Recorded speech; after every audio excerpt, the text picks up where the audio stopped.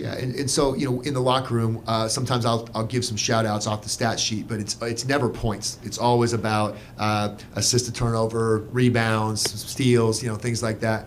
And so, tonight, actually, for the first time, probably in years and years and years, I actually did mention that Kat's points came from, she had more points from doing less. And it's a great lesson for not only team play, and Kat is not a selfish player by any means, but she's been working hard to find, how do I be aggressive? How can I make things happen for myself and my team? Because we want scorers. We want unselfish scorers who everybody wants to score, but don't care who scores. And so what Kat did really well tonight, she passed the ball extremely well.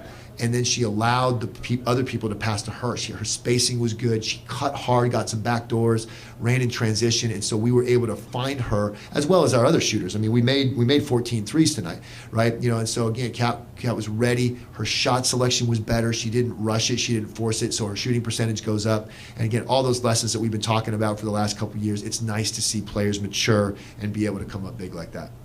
Bring up another score. Kelly Hughes, 14 points. We're used to seeing her get the wide open shot, knocks it down, makes it look easy. Tonight, pretty assertive, kind of creating offense, leading a rebounder. She seems like she's really kind of gaining an edge out there. Yeah, and so that's exactly what we've been pushing Kelly to, right? So it's funny, you're mentioning so many things in coaching that there's players have certain things they do well that they just brought to us, and then there's other things that we have to push them to do better to be a complete player. And so for Kelly, it's exactly what you mentioned. It's that attacking mode. She's the ultimate. Be spaced out, be ready to shoot, because she can shoot from anywhere in the gym, and we're pretty good at finding her, and she makes her shots. But tonight she did. She attacked off the dribble. She made some other things happen. And even when it didn't end up being an assist or a basket directly from the drive, it kept the ball moving. And so I think what you saw tonight was much better aggressive ball movement. Again, 20 assists on 23 baskets, that says a lot about ball movement. Brought it up in the postgame. 21 points off of turnovers, just really creating offense in transition, kind of catching the defense off guard.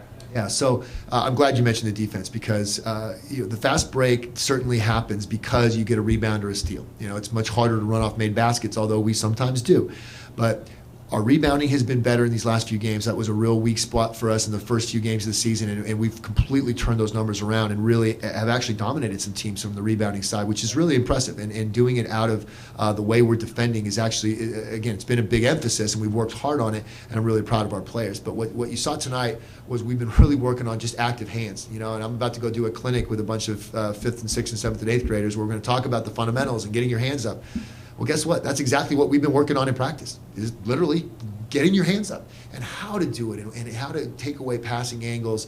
And so you saw a lot of deflections tonight. It disrupted their offense, and we got a lot of steals off it as well, which then we were able to turn into points. And we've been working on that transition. So again, what's fun as a coach is when you see the things that you've been emphasizing and working in practice actually happen in the game. And again, the players see so much success from it because they know they've been working hard, and hopefully you just continue to grow. One thing that has been something I know you guys have been working on is post defense. Obviously, they're two big scorers, big girls down there. Got a lot of good looks, led the team in scoring. Yep. How, as a coach, do you work on that, especially when some of your leading post players seem to be having foul trouble? Yeah, no, it's clearly an area of concern, and one of the things that I was really proud in the last game against BU is 3 of their top 4 scorers were post players, and over the season, but yet they got, I think, 0, 2, and 6 points or something like that against us. Tonight, not the case. They're two big studs inside who are very, very good. Both hurt us inside, and so that is definitely something we got to continue to work on. Katie got some fouls early, so she came out. Then Vic got some fouls as well, Victoria Lesko. I thought Alexa Coulomb worked hard, and what we did is we covered with a lot of our forwards and guards, and we're still able to get back out to three-point shooters. And so again, that whole team defense and being in a stance, playing hard with your hands, the team's really starting to embrace that, and hopefully we'll be able to continue covering inside and out well. Last question. Overall number of fouls seems like it's really gone down the last few games for both teams. And with the new rules, there was a lot of extra calls maybe early on. Teams adjusting? I'm glad you mentioned that, because it's a hot topic in basketball, is the quote-unquote new rules. But really, they're not new rules. It's a new emphasis on let's call the rules the way they're actually written, rather than some unwritten code of what's okay and what's not, and that's going to allow more freedom of movement. Now, a lot of people are up in arms, no pun intended, about all the hand checks and the push-offs and all things like that. we've been teaching defense the same way, and maybe we're not as aggressive on the ball as some teams are, so it's not as big an adjustment. I feel there's a lot of teams that ride their offensive player off, and they are really active with their hands. We've been trying to cut people off, play team defense for years, and this year I think again the points of emphasis with the rules are to our advantage, that the way we play defense is good defense, and I hope it is. When we actually do drive at people and they're pushing us, we're getting the calls. So we need to do a better job offensively of forcing teams to foul us and getting ourselves to the line. That's probably the weakest part of our stats right now, is that we're not shooting enough foul shots. We're a good foul shooting team. So again, I look at that more from the offensive standpoint, but it's good news that we're keeping other teams off the line. So I'll take that too. All right. Great. Thank you so much, and happy holidays to everybody.